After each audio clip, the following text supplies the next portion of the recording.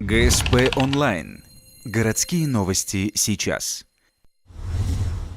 16 декабря в третьем чтении Госдума приняла проект закона о введении уголовной ответственности за вождение автомобиля в пьяном виде. Предлагается применять уголовное наказание в случае повторного управления в нетрезвом виде или отказе от медосвидетельствования. То есть, если в течение года водитель будет второй раз пойман пьяным за рулем, предусматривается штраф от 200 до 300 тысяч рублей. Альтернативой штрафу станут обязательные работы на срок до 480 часов, либо принудительные работы сроком до 2 лет. Крайней мерой станет лишение свободы. Ухтинцы к подобным мерам относятся положительно. Ужесточить надо, конечно. Надо обязательно.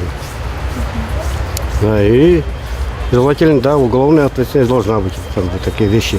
Тем более, если повторно. Ну а что делать? Не надо садиться за руль пьяным. Все взрослые люди. Меньше будут пьяных людей ездить по дорогам, меньше будет аварий. Ну и даже от пьяного человека может пострадать невинный человек, трезвый. На все 100. Лихать и еще чуть не до смертной казни. Потому что из-за них гибнут сколько людей. Вот на кладбище одна молодежь потерялась. 2 руками. Почему?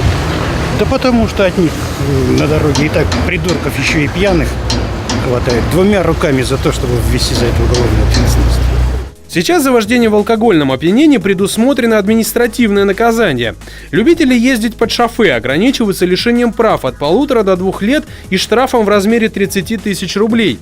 Сотрудники ГИБДД ежемесячно проводят массовые проверки, однако количество аварий с участием пьяных водителей не сокращается. За текущий период 2014 года на территории города Ухты и Ухтинского района произошло 215 дорожно-транспортных происшествий, в которых пострадали люди. Из них 27 дорожно-транспортных происшествий произошло по вине водителей, которые управляли транспортным средством в состоянии алкогольного опьянения. Значит, в результате этих ДТП погибло 8 человек и 41 человек пострадал, то есть получили травмы различной степени тяжести.